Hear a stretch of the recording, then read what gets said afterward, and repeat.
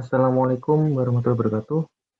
Perkenalkan, saya Fahrudin Muflis, mahasiswa Prodi Meteorologi, Fakultas Ilmu dan Teknologi Kebumian.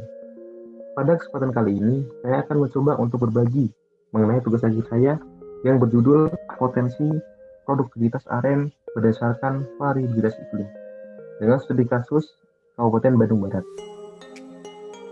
Latar belakang dari tugas akhir saya yaitu yang pertama, kebutuhan gula terus meningkat. Yang kedua, potensi ekspor gula aren terbuka lebar. Lalu yang ketiga adalah pengembangan teknologi dan penelitian itu diperlukan untuk menghasilkan produksi aren yang lebih optimal. Salah satu wilayah yang cocok untuk tanaman aren adalah Kabupaten Bandung Barat yang terletak di Jawa Barat. Akan tetapi, produktivitas aren di Kabupaten Bandung Barat itu tidak merata. Diduga faktor iklim juga dapat mempengaruhi produktivitas dari aren.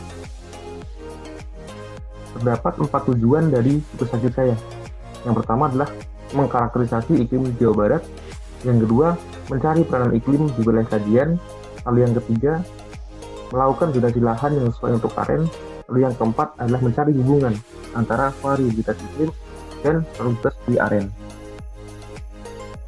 Terdapat 4 data yang digunakan untuk mencapai tujuan tersebut. Yang pertama adalah data satelit TRMM, yaitu data curah hujan harian dengan resolusinya 0,25 derajat kali 0,25 derajat dengan rentang waktu antara 2001 sampai 2019. Yang kedua adalah data jenis tanah didapatkan dari Bapeda Jawa Barat Kabupaten Bandung Barat. Lalu yang ketiga adalah data DEM, yaitu data kepentingan lereng. Lalu yang keempat yaitu data produksi aren yang didapatkan dari wawancara langsung ke petani dan juga dari Dinas Perkebunan Jawa Barat pada tahun 2013 sampai tahun 2019. Lalu terdapat 4 metode untuk mengerjakan tugas akhir ini. Yang pertama adalah tentang PCA, Principal Component Analysis. Yang kedua adalah penghargaan atau scoring. Yang ketiga adalah metode statistik. Yang keempat adalah regresi berganda. Hasil yang pertama yaitu mengenai karakteristik iklim di Kabupaten Bandung Barat. Di bawah bisa dilihat bahwa pola curah hujan di Kalbe itu adalah monsunal, yang artinya terdapat perbedaan jelas antara musim hujan dan musim kemarau. Lalu berdasarkan perhitungan Smith Ferguson yang menggunakan rata-rata bulan basah dan bulan kering, maka didapatkan bahwa Kabupaten Bandung Barat itu memiliki tipe iklim C, ya, atau agak basah. Lalu yang kedua, mengenai faktor-faktor yang mempengaruhi curah hujan di wilayah kajian. Di sini terdapat 3 nilai eigen, yaitu eigen 1, eigen 2, dan eigen 3. Dan menurut studi tahun 1966, masing-masing eigen itu berkaitan dengan monsun. Eigen 1 berkaitan dengan monsun, eigen 2 berkaitan dengan aktivitas konvektif, dan eigen 3 berkaitan dengan aliran laut tahunan. Berikutnya mengenai kelas kesesuaian lahan. Pada tugas akhir ini dipakai 3 parameter untuk menghitung kelas kesesuaian lahan, yaitu curah hujan, kemiringan lereng, dan jenis tanah. Didapatkan dari 3 parameter tersebut, persentase paling besar adalah kelas S2, yaitu 62,3% untuk parameter curah hujan, 53,5% untuk parameter kemiringan lereng, dan 46,5% untuk parameter jenis tanah.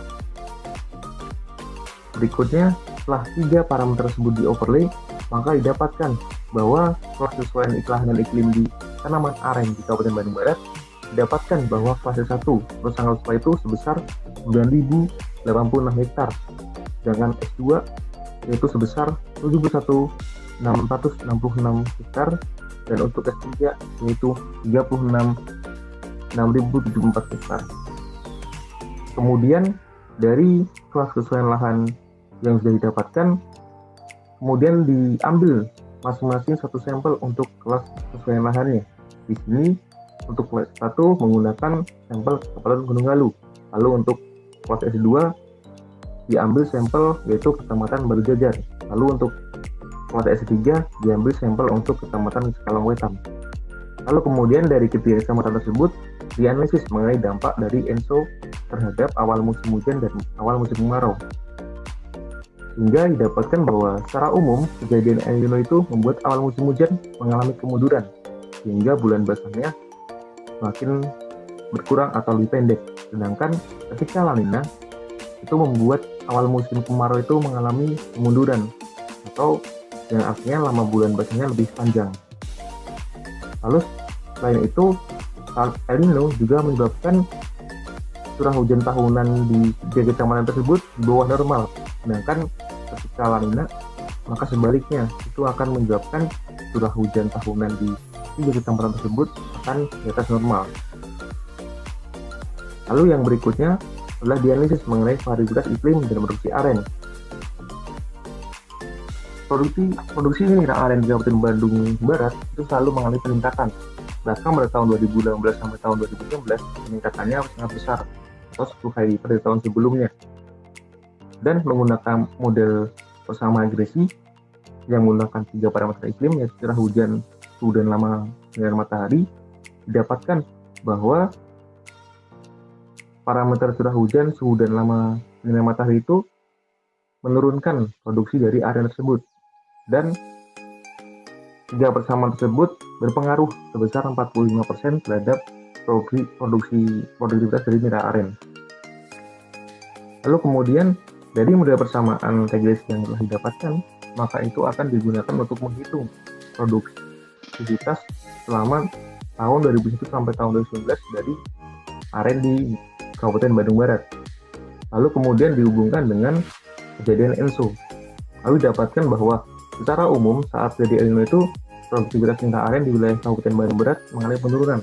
Hal ini dikarenakan karena saat terjadi El Nino, curah hujan di KWB itu berada di bawah normal dan awal musim hujan mengalami kemunduran hingga lama bulan basahnya semakin sedikit.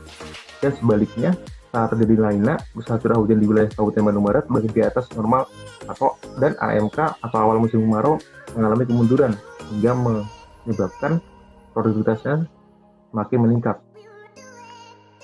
Berikutnya, kesimpulan dari tugas akhir saya, yaitu yang pertama, wilayah kajian bertipe iklim C, yakni agak basah menurut klasifikasi Smith-Ferguson.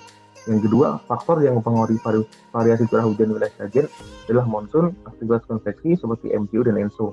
Lalu yang ketiga, potensi wilayah yang direkomendasikan untuk area tanam aren adalah 9.068,16 hektar untuk S1 dan 36.624 hektar untuk S2. Lalu yang keempat, produktivitas aren dipengaruhi oleh ENSO, atau lebih tepatnya lama bulan basah dan lama bulan kering. Lalu saran dari tugas akhir ini yaitu yang pertama, perluasan lahan aren perlu dilakukan untuk meningkatkan produktivitas aren. Lalu yang kedua, perlu dianalisis mengenai faktor lain yang mempengaruhi produktivitas aren sehingga kita bisa lebih optimal dalam memprediksi produktivitasnya. Berikut daftar pustaka yang saya pakai tugas akhir ini. Sekian, Assalamualaikum warahmatullahi wabarakatuh.